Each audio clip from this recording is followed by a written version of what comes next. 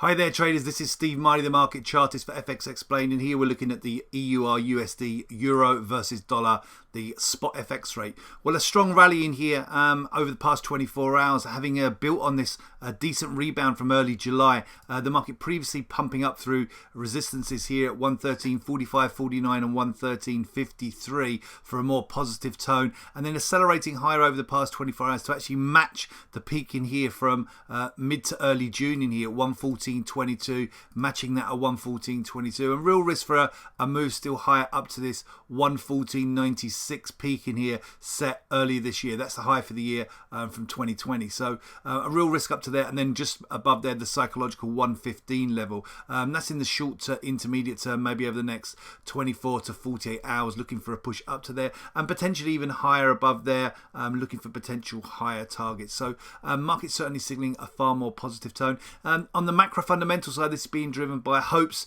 of the passing of the EU recovery fund, growing hopes of that, alongside the fact that we've got this general risk on theme, which is seeing a softer, that's a weaker dollar in here. So, and the risk on theme over the past 24 hours with this push higher here being driven, the risk on theme in here being driven with the dollar weakness coming through, being driven by hopes of a vaccine with a positive announcement coming from Moderna over the past 24 hours. So that's driving a risk on theme, helping the euro out over the dollar weakening as a safe haven as we go into risk on, and also hopes for this EU recovery fund. And then many of the investment banks as well highlighting that maybe the European recovery is potentially going to be better, stronger than the US recovery, and highlighting a potential for outperformance from European stocks. So that's also helping the euro versus the dollar. So upside risk in here for the euro versus the US dollar in here going into today, this week, and for the second half of July.